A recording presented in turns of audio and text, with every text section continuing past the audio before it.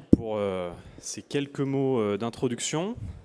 Bonjour à toutes et à tous, je vous souhaite à mon tour la bienvenue sur cette édition toute particulière d'Energy Meeting.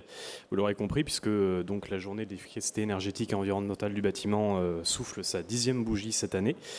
Je suis Corentin Patrijon, journaliste, rédacteur en chef d'Expert, le média digital dédié lui aussi à la performance énergétique et environnementale du bâtiment. Quelques mots sur Expert avant d'entrer dans le vif du sujet. Depuis 2003, Expert s'est fait connaître comme un portail de contenu technique réalisé par des professionnels pour des professionnels du CVC, de la rénovation, des énergies renouvelables également. Et ça fait maintenant un an qu'Expert, aux côtés des autres médias du groupe Bâti-Actu, endosse en plus de ça le rôle de site d'information en vous proposant chaque jour des analyses, des décryptages de l'actualité, des entretiens avec les personnalités du secteur, des focus innovation, des reportages, une veille réglementaire. Tout cela fait par les journalistes d'Expert, par la team Expert qui se tient donc à vos côtés pour vous aider à relever vos défis qui sont nombreux. Pour ceux qui ne l'auraient pas encore fait, je vous invite à aller visiter notre site, bien sûr, mais aussi à vous abonner à notre newsletter quotidienne ainsi qu'à notre compte LinkedIn. Et c'est donc en tant que rédacteur en chef d'Expert que j'ai le plaisir de vous accompagner tout au long de cette journée qui sera assurément riche et passionnante dans le cadre de cette conférence plénière intitulée RE 2020 Réemploi hors site, financement, copropriété. Vaste programme qui se traduira par différents formats. On aura des retours d'expérience, on aura des tables rondes, on aura des points sur la réglementation, comme celui avec lequel on va démarrer, consacré au seuil 2025 et 2031 de la RE 2020, ainsi que sur leurs nouvelles applications.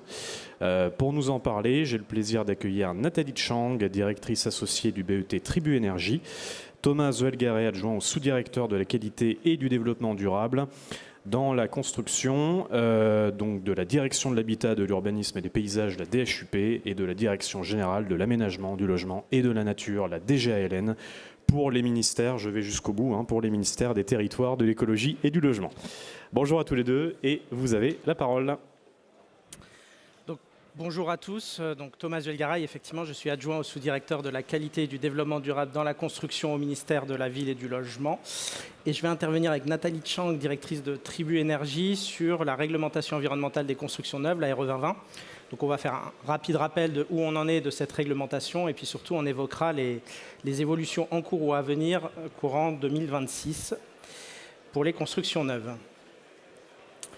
Donc pour rappel, la RE 2020, c'est la réglementation qui a remplacé la réglementation thermique 2012, la RT 2012, en 2022 pour les constructions neuves de logements, de bureaux et de locaux d'enseignement primaire et secondaire. Et c'est une réglementation qui poursuit 3 objectifs. Le premier, commun avec la RT 2012, c'est d'avoir des logements sobres énergétiquement et performants, d'avoir des bâtiments capables de tenir, d'avoir un certain confort lors des canicules l'été. Et puis la nouveauté de la RE 2020, c'était surtout la prise en compte du carbone dans la construction. D'un point de vue des vecteurs énergétiques, le carbone émis lors de la consommation énergétique et puis le carbone lors de la construction même, carbone contenu dans les matériaux et équipements de construction. C'est une réglementation aussi qui a, dès son origine, fixé une trajectoire pluriannuelle avec des jalons de renforcement tous les 3 ans.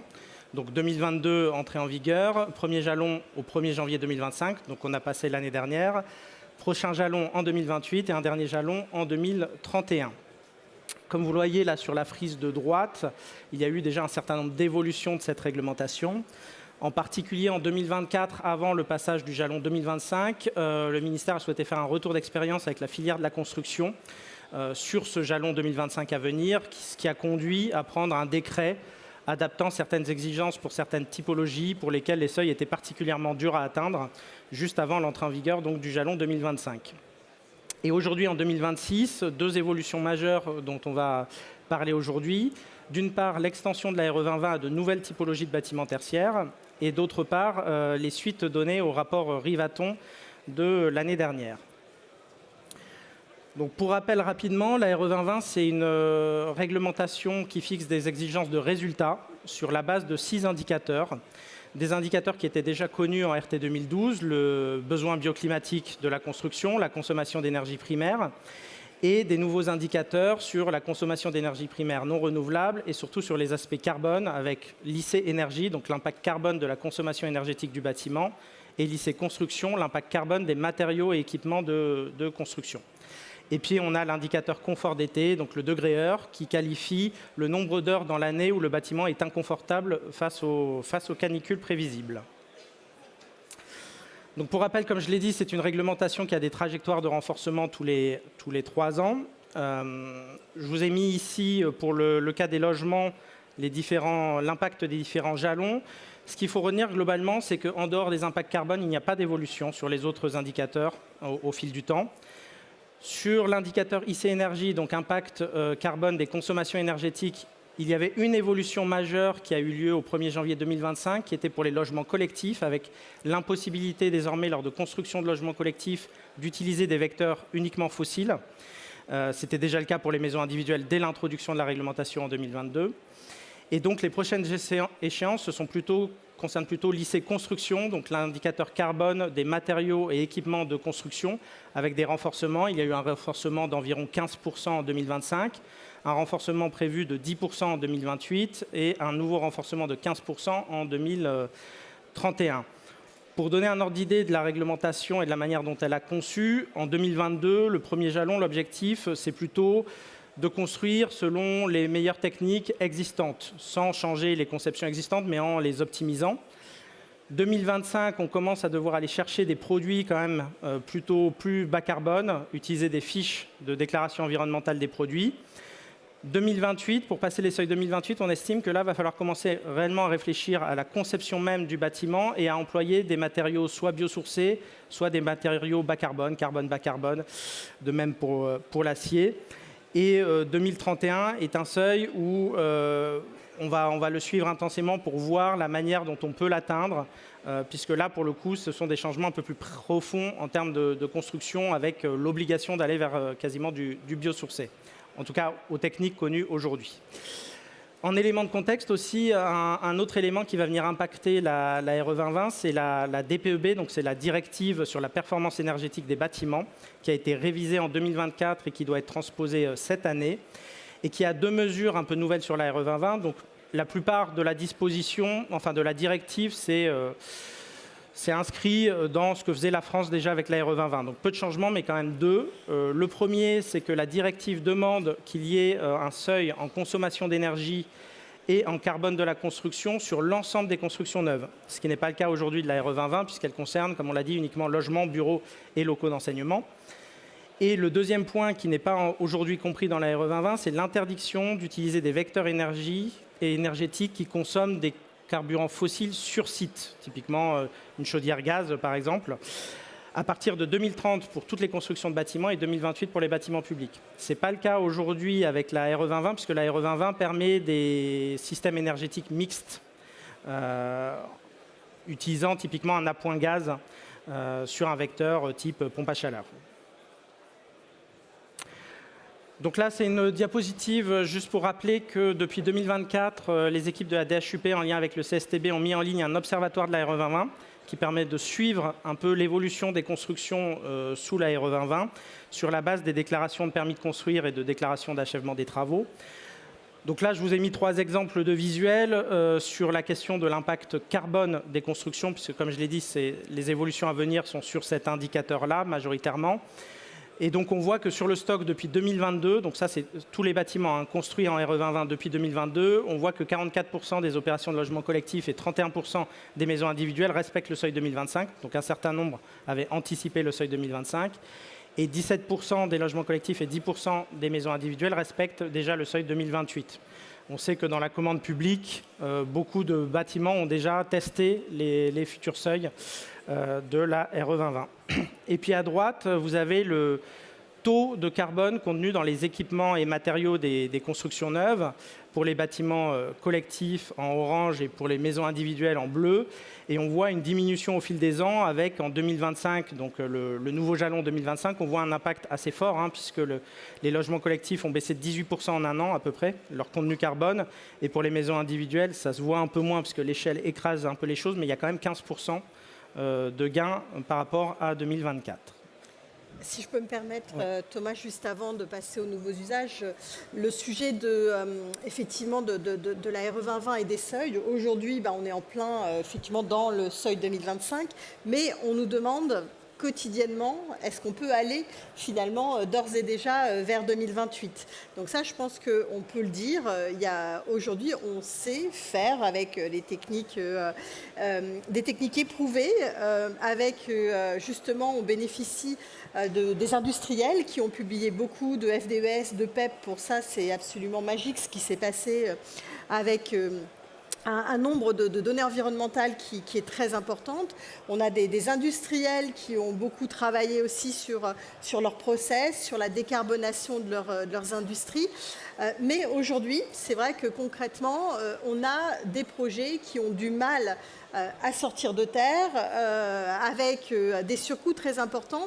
Et je voudrais juste faire une petite aparté sur le fait que tout n'est pas de la faute de la RE 2028, même quand on nous impose le seuil. C'est-à-dire qu'aujourd'hui, on a parfois des collectivités qui nous imposent des millefeuilles en fait, d'exigences complémentaires avec des labellisations, le biosourcé, le label biosourcé typiquement, avec des impositions de logements traversants. Et tout ça, en fait, effectivement, quand on commence à additionner plein d'exigences les unes avec les autres, ça peut tout de suite surenchérir en fait le surcoût des bâtiments. Mais aujourd'hui, finalement, on sait faire des bâtiments RE 2028 avec des surcoûts qui sont relativement modérés par rapport aux gains carbone associés. Effectivement, puisque l'avantage des différents seuils, c'était de fixer une trajectoire, et on sait que les industriels travaillent activement aussi à décarboner leurs matériaux et leurs équipements. Plus ils les décarbonent, plus ce sera facile, entre guillemets, d'atteindre ces nouveaux seuils dans le bâtiment. Et ça, c'est quand même génial. C'est-à-dire que pour la première fois, on arrive à se projeter sur quasiment une dizaine d'années avec des seuils de renforcement, avec une dynamique et qui est merveilleuse. Et on le voit aujourd'hui avec toutes les innovations qu'il y a sur Energy Meeting. Et donc, pour continuer, sur les nouveautés, on va passer aux nouveautés 2026. Et la première d'entre elles, qui est le fruit d'un travail qui a lieu depuis maintenant 4 ans, ce sont l'assujettissement de nouveaux usages dans la RE 2020. Donc, vous avez là la liste des typologies. Donc, en rose, des typologies qui étaient déjà en RE 2020 depuis l'année 2022. Et en noir et bleu, les nouvelles typologies, dont la plupart étaient aujourd'hui toujours sous réglementation thermique 2012. Donc l'objectif, c'était effectivement de faire muter ces constructions neuves de la RT 2012 vers la RE 2020. Et d'autre part, parce que comme j'ai pu le dire juste avant, c'est aussi une imposition de la directive sur la performance énergétique des bâtiments de fixer des seuils carbone sur l'ensemble des constructions neuves. Donc là, les nouvelles typologies concernées, c'est à peu près entre 2 et 4% des constructions neuves annuelles par an. Donc on voit que c'est faible par rapport à ce qui est déjà en RE 2020. Et pour dire la manière dont ont été fixés les seuils pour ces nouveaux bâtiments, donc c'est la même façon de penser que pour les bâtiments déjà assujettis, c'est-à-dire une trajectoire avec des renforcements en 2028 et 2031.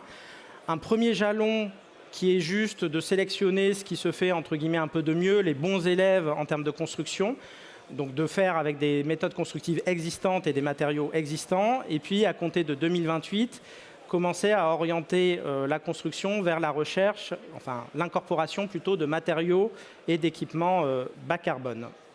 Peut-être un petit point, une question qui peut se poser, c'est il y a certains usages qui sont soumis aujourd'hui à l'RT 2012, par exemple les tribunaux, qui ne sont pas dans ces nouvelles typologies.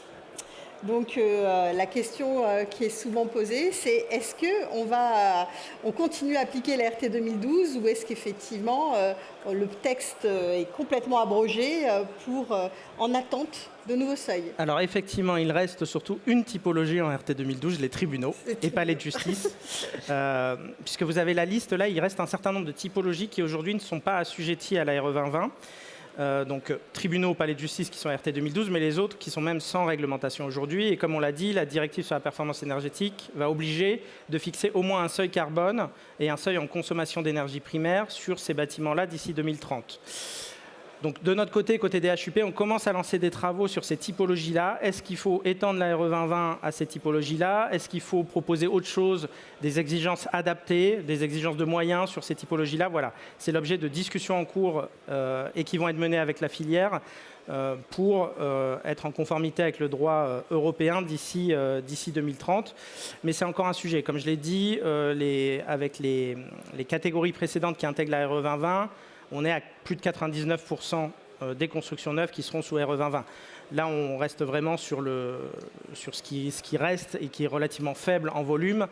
Or, plus c'est faible en volume, plus il est difficile de modéliser des choses et de fixer des seuils adéquats. D'ailleurs, pour ces nouveaux bâtiments, l'assujettissement a été pris par décret qui a été publié en janvier de cette année et il entre en vigueur pour les permis de construire déposés à compter du 1er mai de l'année. Côté DHUP, en tout cas, on va être assez vigilant sur ces nouvelles typologies. Comme je l'ai dit, 2 à 4% des constructions neuves, c'est un stock plus faible. La RE 2020 fonctionne par modélisation, c'est-à-dire on regarde les bâtiments existants, on les modélise et on essaye de faire varier des paramètres pour voir ce qu'il est possible d'atteindre en termes de performance pour ces bâtiments-là. Le fait est que le stock étant plus faible, on a moins de modélisation, c'est plus compliqué à modéliser. Du coup, on va être attentif à ce que les seuils aient été bien fixés. Et on aura des points d'échange avec la filière certainement assez réguliers sur ces nouvelles typologies. Et je te laisse la parole. Oui, tu voulais prendre la suite. merci Thomas. Déjà, un petit point, c'est que cette publication, on l'attendait avec impatience, parce qu'aujourd'hui, pour de nombreux bâtiments, on était obligé de jongler avec 2 réglementations, la RE 2020 quand on avait des logements ou des bureaux, et la RT 2012 quand on avait des commerces, des crèches ou d'autres équipements publics. Donc c'est vrai qu'on était absolument impatients qu'il y ait un texte homogène, en tout cas, sur l'ensemble du bâtiment, parce que rien que le découpage carbone n'était pas forcément évident à faire. La répartition des places de parking, la répartition des VRD, donc tout ça, c'était un vrai sujet. Comme tu l'as bien rappelé, effectivement, ces nouveaux seuils de la RE 2020, ils ont été calés sur un échantillonnage assez restreint, mais parce que des bâtiments avec des études carbone, avec des typologies aussi variées, il y en avait très très peu. Des données fiables aussi, avec des DPGF qui étaient complets, c'était pas si évident que ça. Donc, effectivement, je pense qu'il y a une certaine vigilance qu'il faudra avoir au fil des années. Bon, là, j'ai fait une petite synthèse en fait des coefficients B-Biomax qu'on retrouve selon les différents usages. C'est pas forcément lisible, je ne vais pas les détailler. Le B-Biomax en fait, il va agir sur différents paramètres puisque c'est la conception bioclimatique des bâtiments, mais on a l'effet d'usage, notamment de température de consigne, d'apport interne, d'horaire d'occupation qui va jouer beaucoup sur ce paramètre.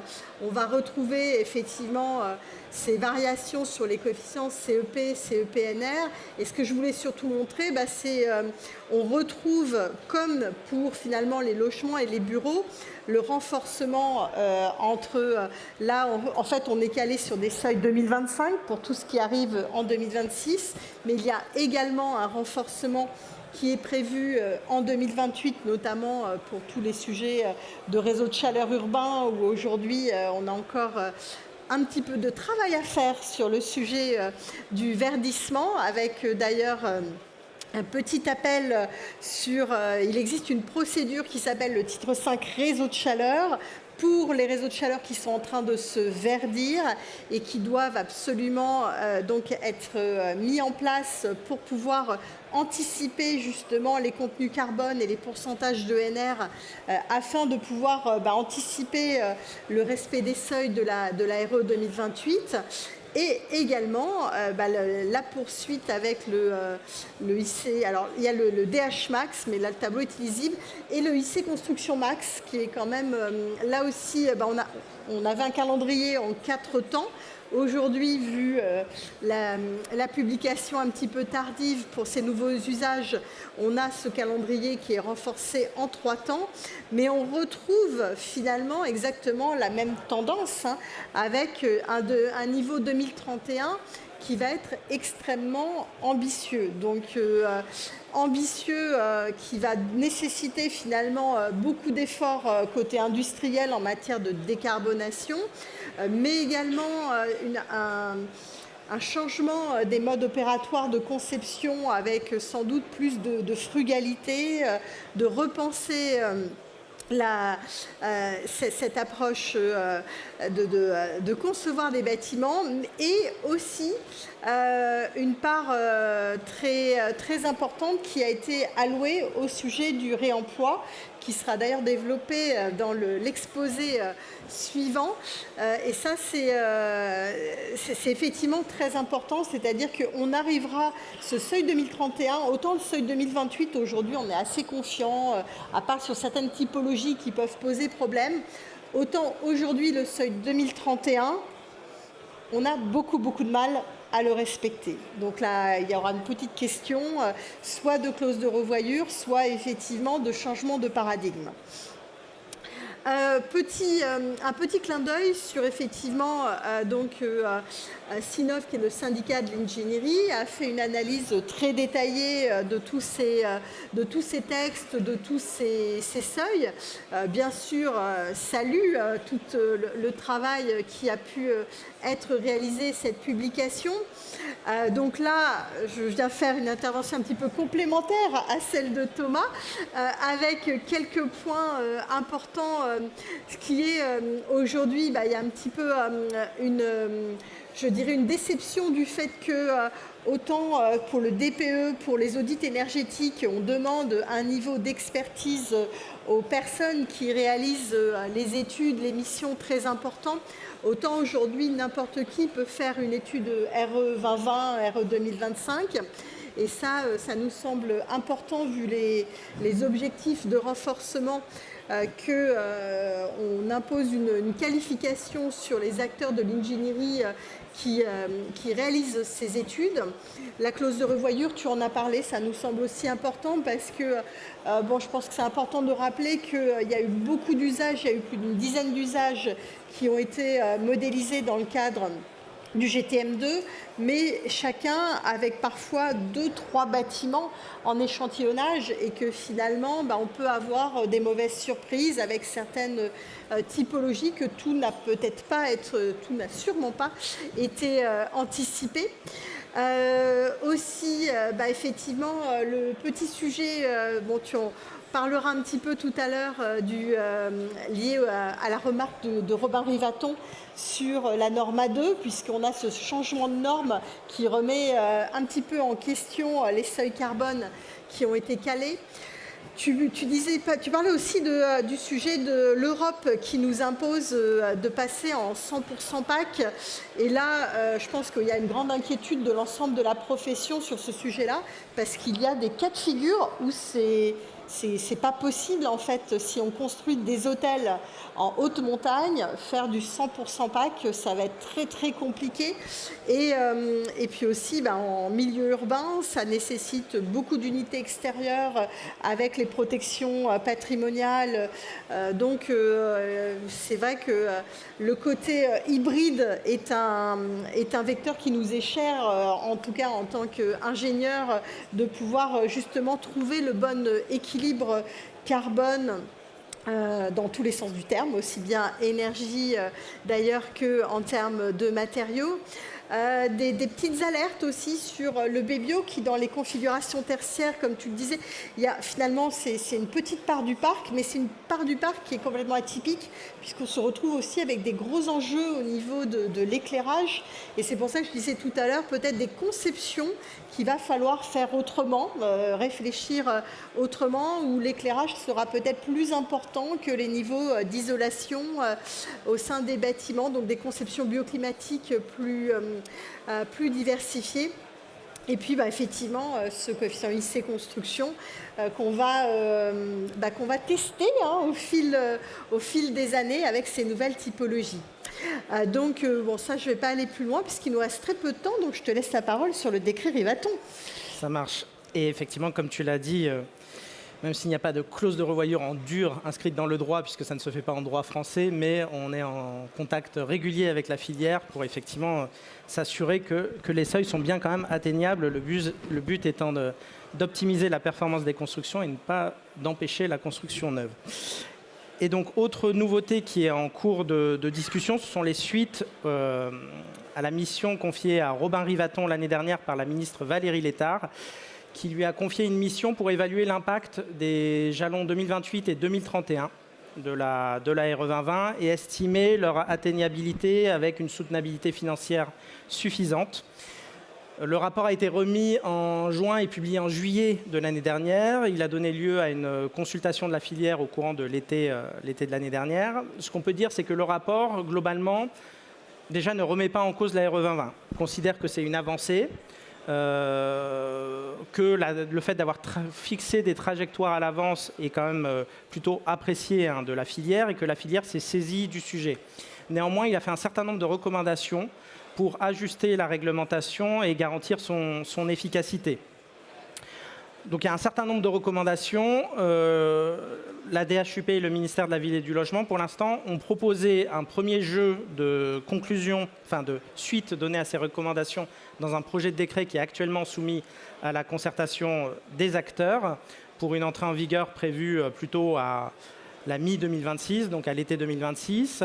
Et on lance aussi des analyses sur un certain nombre d'autres recommandations qui sont un peu plus profondes, qui nécessitent d'aller un peu plus dans le détail, typiquement sur la question du confort d'été. Tu as cité aussi la transition de normes, où tout cela, ça va nécessiter un peu plus d'analyse et de concertation avec la filière avant de pouvoir proposer une évolution, certainement du coup plutôt pour le second semestre de l'année.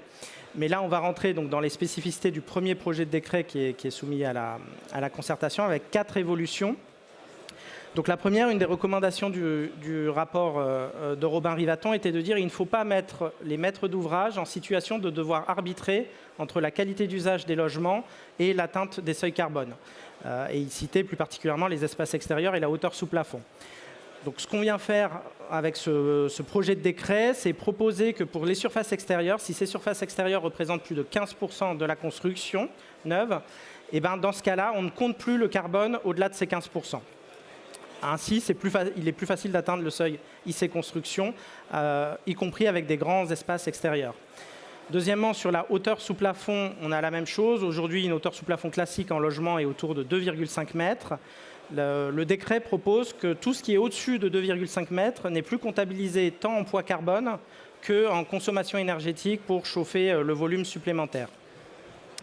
Donc là, l'objectif, c'est vraiment de ne pas mettre en concurrence qualité et impact carbone. Deuxième évolution sur les immeubles de grande hauteur, c'est un cas très particulier. Les immeubles de grande hauteur, ils ont des contraintes de sécurité incendie qui pèsent sur le choix des matériaux et sur les redondances d'équipement. Donc les seuils étaient difficilement atteignables pour ces constructions-là et donc on vient proposer de baisser le niveau d'ambition sur ces constructions et la trajectoire. Et puis, sur la question du confort d'été, qui sera plutôt traité dans un second décret, mais un point est traité ici, c'est la question de dire que désormais, le vecteur énergétique classique en RE 2020, c'est la pompe à chaleur, qui permet de faire du chaud et du refroidissement. Lorsqu'on est raccordé à un réseau de chaleur urbain, parce qu'on a l'obligation de s'y raccorder, on n'a pas cet aspect refroidissement. Et donc, on est potentiellement obligé d'installer une PAC si on veut faire du refroidissement. Et donc, ce qu'on vient dire dans le décret, c'est qu'on ne va pas compter le poids carbone de cette PAC supplémentaire lorsqu'on est raccordé à un réseau de chaleur pour permettre du refroidissement. Et puis, la dernière évolution, c'est simplifier le cas des surélévations. Donc, il y a une volonté de soutenir les surélévations pour des questions de sobriété foncière. Aujourd'hui, les surélévations de plus de 150 mètres carrés sont soumises à la RE 2020 complète. Ce qui est proposé, c'est que si la surélévation fait moins de 30% de la surface totale, on conserve la nécessité de bien concevoir la surélévation en termes d'isolation, en termes de confort d'été, en termes de choix des matériaux pour l'impact carbone. Par contre, on vient assouplir les exigences sur les vecteurs énergétiques. Typiquement, aujourd'hui, un immeuble qui est, par exemple, au gaz collectif, s'il fait une surélévation, il devrait installer une PAC juste pour le dernier étage, pour l'étage surélevé. Voilà, ce n'est pas crédible, donc on vient assouplir les exigences énergétiques pour que la surélévation puisse se raccorder aux vecteurs existants. puis je te laisse. Juste pour conclure, parce qu'on n'a pas le temps de tout expliquer sur cette RE 2020, je vous conseille quand même de télécharger l'arrêté consolidé, les décrets et arrêtés consolidés, parce qu'avec les multiplications de couches de texte, on n'y comprend plus rien, puisqu'on fait référence à des au L134-1-2, voilà. Pour décrypter tout ça, l'AICVF, donc il y a l'ADEME qui finance une mallette de formation à l'AICVF sur la RE 2020, où il y a des modules qui sont mis à jour en ligne sur le site de l'AICVF et où vous pourrez tout savoir sur cette réglementation. Et sur le site, je cite aussi le site du ministère, RTRE, qui contient, pas que pour la RE 2020, également pour éco-énergie tertiaire, pour les RT existantes, pour toutes les réglementations, le détail de ces réglementations, généralement des foires aux questions aussi. Je vous invite à consulter ces ressources-là pour plus d'informations sur le sujet. Et merci, je crois qu'on... Oui, effectivement. Il faut respecter le timing. Merci beaucoup, Nathalie Chang et Thomas Dolgaret pour ces précisions. On va poursuivre avec